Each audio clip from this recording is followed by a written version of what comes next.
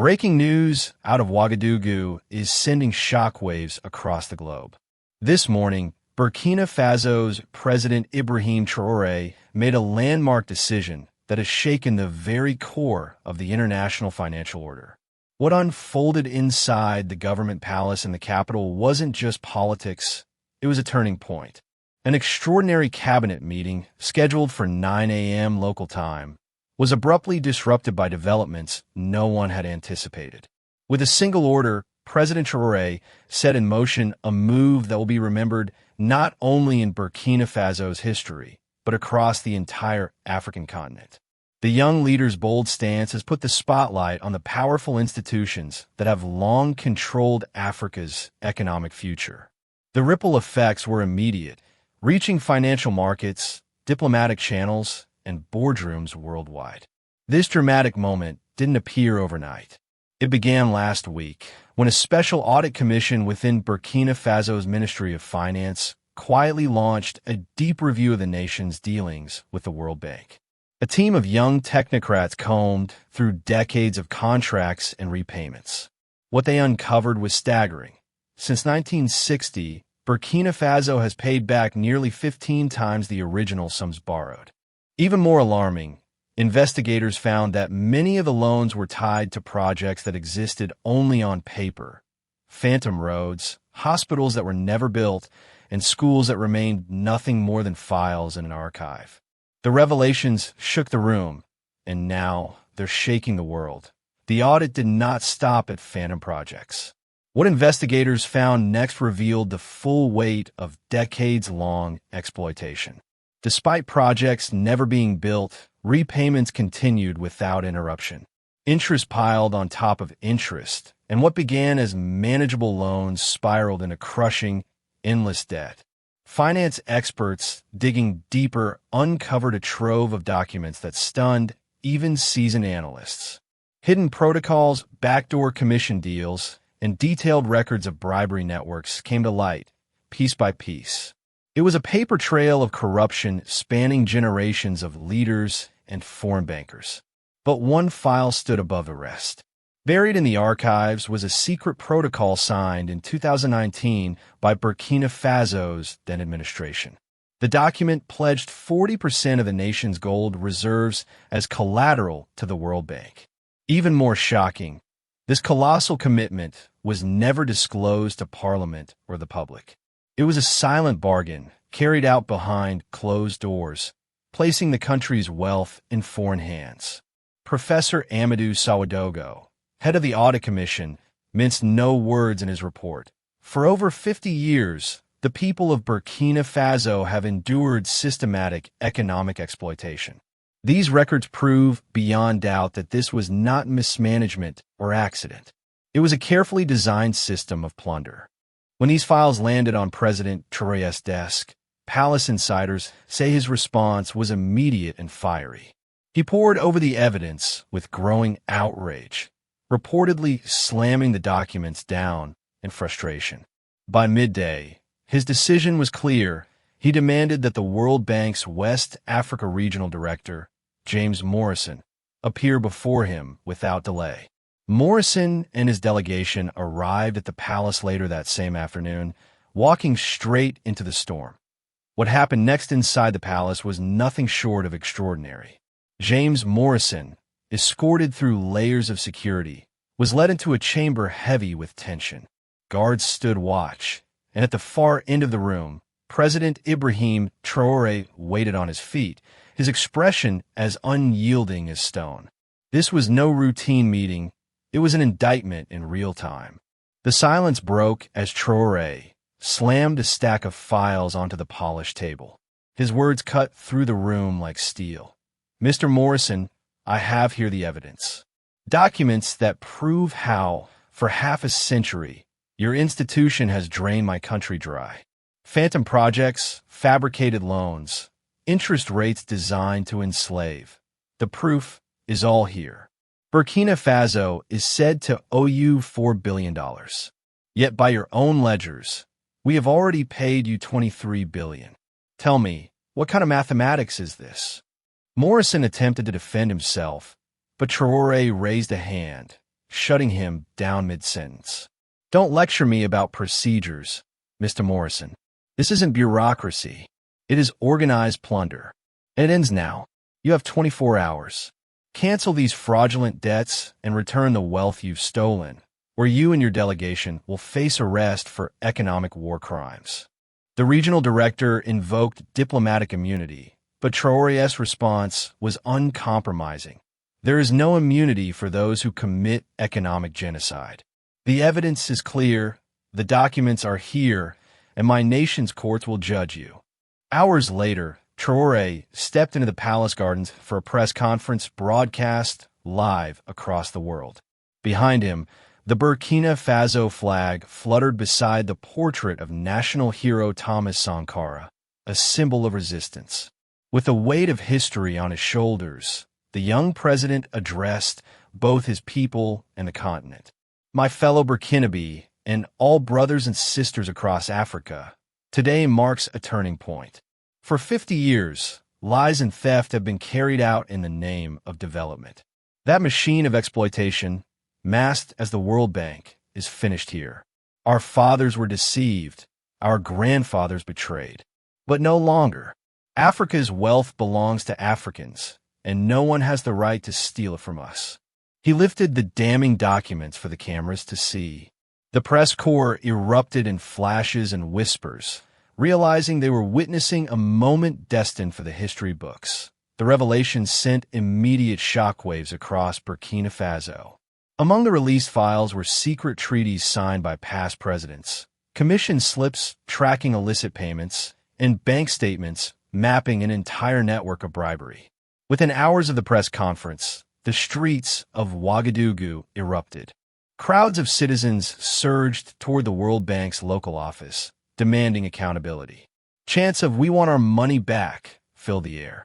University students marched with banners declaring solidarity with President Traoré, while women armed with pots and pans beat them like drums of defiance. Across social media platforms, the hashtag World Bank Thieves shot to the top of global trends, uniting voices from Lagos to Nairobi to Johannesburg. Millions of Africans posted messages of admiration, hailing Traoré as the long-awaited leader who finally dared to confront imperialism head-on.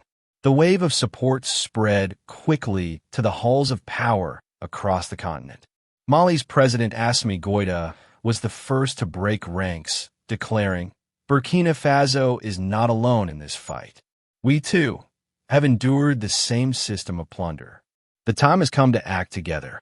Niger's leader, Abdourahmane Tiani, pushed even further, urging all Sahel nations to reassess their dealings with the World Bank. Traoré's courage must be our model. Africa is waking up, and Africa will claim its rights. In Guinea, President Mamadi Doumbouya echoed the same message. Our brother Traoré is walking the right path. We will take similar steps soon. Africa's resources must be controlled by Africans. Even unexpected voices joined in. Uganda's veteran president, Yoweri Museveni, praised the young Burkinabe head of state, admitting, "What Traoré has done is exactly what we should have done 50 years ago. It is late, but it is the right step." Meanwhile, across the Atlantic in Washington, panic set in. At World Bank headquarters, President Ajay Bunga convened an emergency crisis meeting, summoning regional directors from across the globe. Their discussions reportedly centered on one looming fear: that Burkina Faso's defiance might spark a domino effect across Africa, threatening the entire financial structure of their operations on the continent. Crowds of citizens surged toward the World Bank's local office, demanding accountability. Chants of "We want our money back" filled the air. University students marched with banners declaring solidarity with President Traoré, while women armed with pots and pans beat them like drums of defiance. Across social media platforms, the hashtag World Bank Thieves shot to the top of global trends, uniting voices from Lagos to Nairobi to Johannesburg. Millions of Africans posted messages of admiration, hailing Traoré as the long-awaited leader who finally dared to confront imperialism head-on. The wave of support spread quickly to the halls of power across the continent. Mali's President Assimi Goïta was the first to break ranks, declaring, "Burkina Faso is not alone in this fight. We, too, have endured the same system of plunder. The time has come to act together." Niger's leader, Abdourahmane Tiani, pushed even further, urging all Sahel nations to reassess their dealings with the World Bank.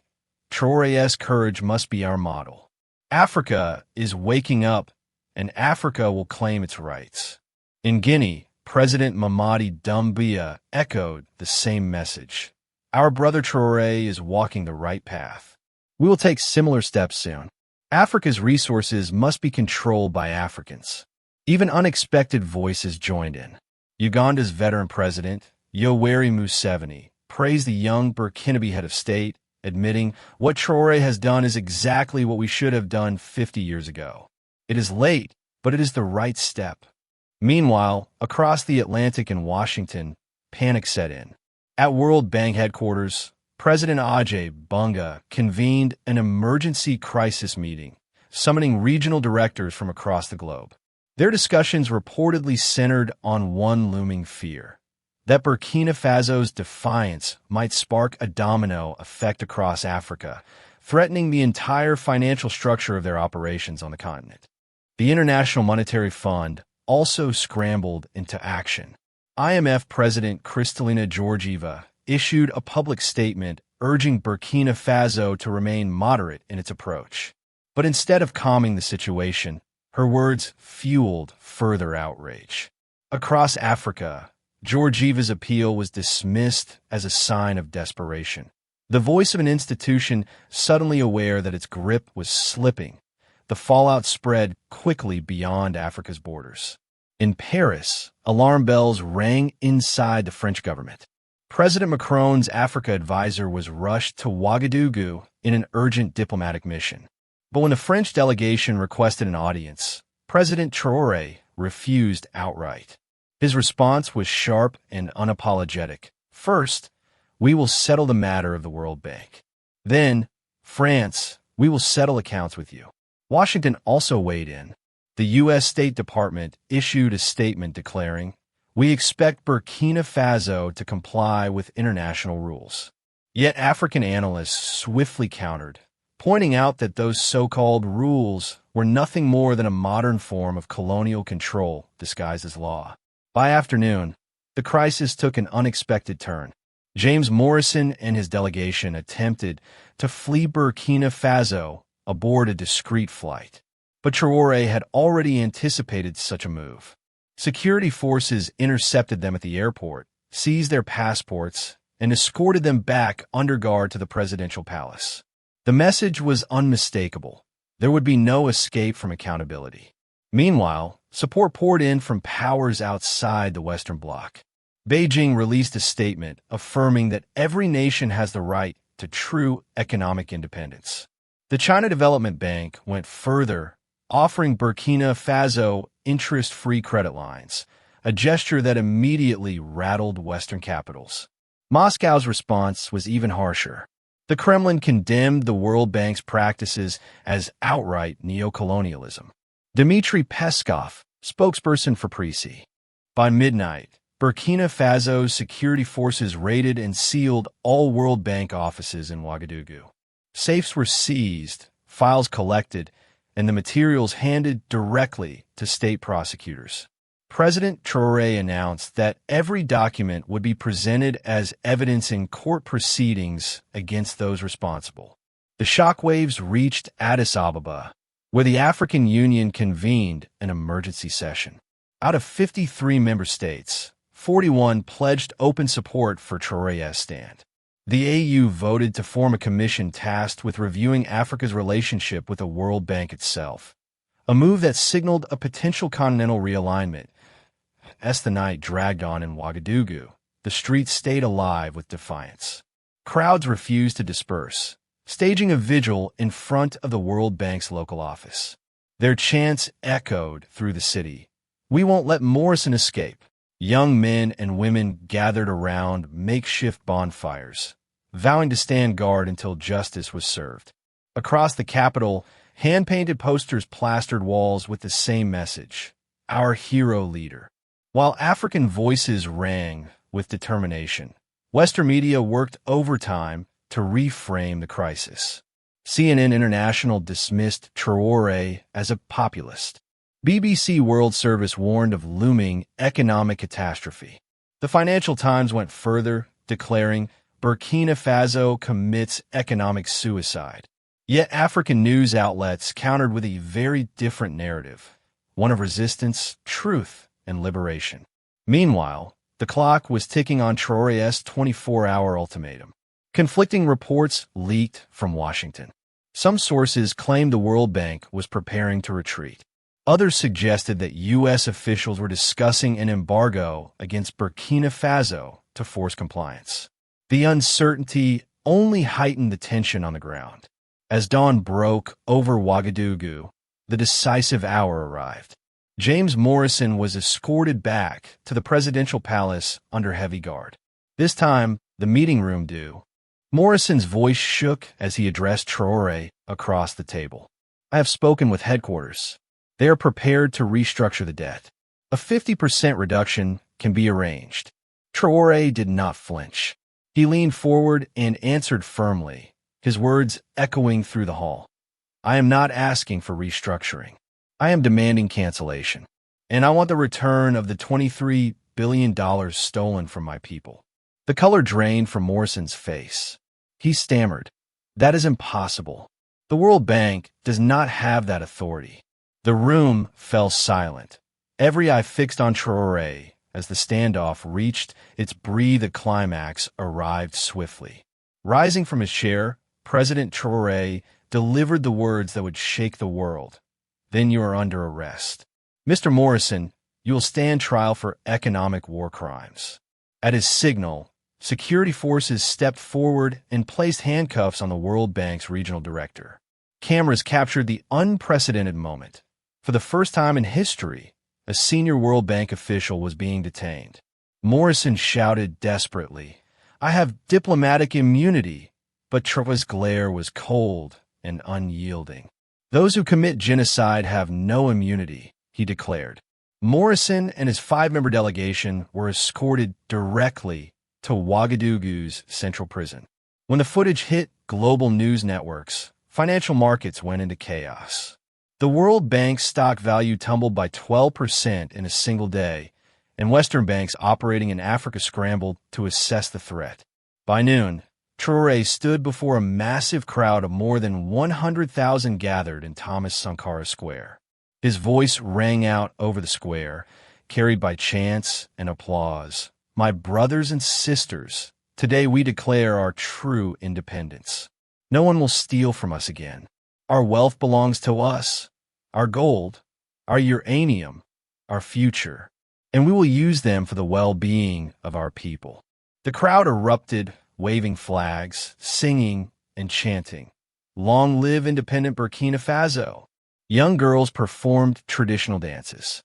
Elders, some with tears streaming down their faces, offered prayers of thanks. It was not just a speech, it was a declaration of a new era. The ripple effects spread far beyond Burkina Faso's borders. In Senegal, young people flooded the streets demanding justice. In Ivory Coast, opposition leaders began pressing for a review and possible cancellation of their own World Bank agreements. In Ghana, university students organized protest marches, calling for an end to exploitative debt systems. The arrest of Morrison detonated like a political earthquake. The World Bank's reputation was shattered. Analysts warned that if more African nations followed Burkina Faso's path, the institution's very presence on the continent could collapse. For millions across Africa and beyond, Traoré had become more than a president. He was now a symbol. His courage and resolve at such a young age inspired not only his own people, but oppressed communities worldwide. The established order was being challenged, and history was being rewritten in real time. One question now hangs over the global stage. Will the World Bank retreat under this pressure, or will Traoré push even harder? The world is watching, And Africa is no longer silent. Aching point. The world is now asking two burning questions. Will James Morrison actually stand trial for economic war crimes? And will other African nations dare to follow Burkina Faso's lead? The answers remain uncertain, but one thing is clear. The balance of global power has already shifted. Almost immediately, the BRICS nations rallied behind Ouagadougou. Indian Prime Minister Narendra Modi voiced strong support, declaring, "We stand with Africa in its rightful struggle." In Brazil, President Lula da Silva urged a united fight against imperialism. From South Africa, President Cyril Ramaphosa went further, extending an official invitation to Traoré to visit Pretoria as a symbol of solidarity. Even within Europe, cracks began to appear. Lawmakers in Spain and Portugal demanded that the World Bank's policies in Africa be openly questioned. A group of Italian senators sent a letter of solidarity to Traoré, while in Germany, the Die Linke party issued a statement. "We support Africa's just demands." Back home in Burkina Faso, the atmosphere was electric. The country celebrated like never before. Children sketched pictures of President Traoré in classrooms. Market vendors shouted with pride, "We chased out the World Bank."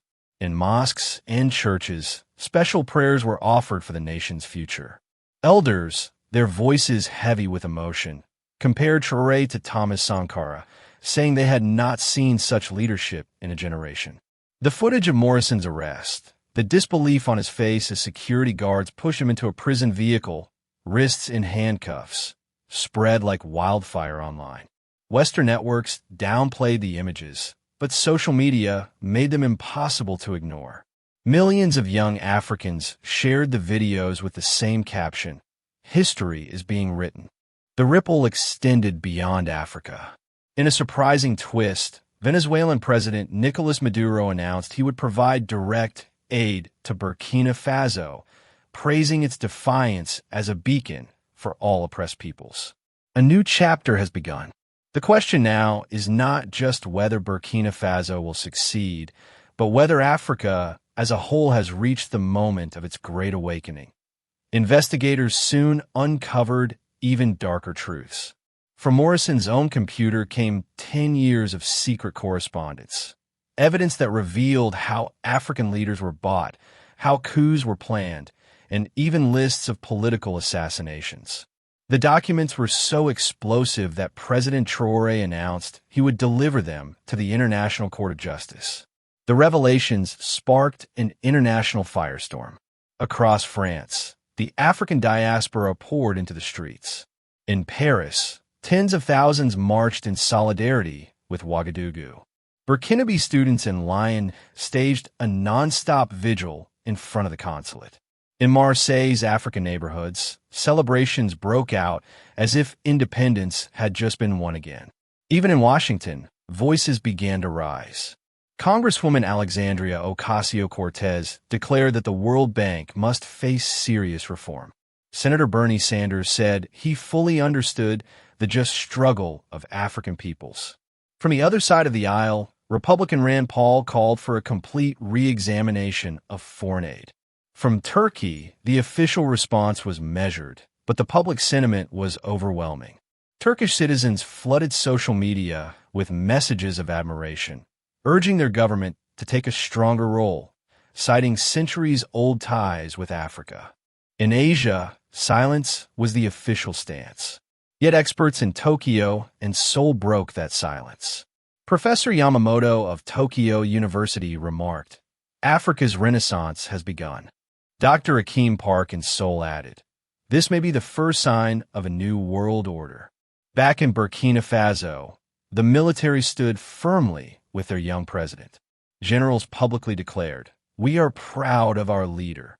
Fighter jets flew victory loops in the sky, while crowds on the ground cheered and waved flags. The army and the people were united as never before. One thing had become undeniable. Africa would never again be the same.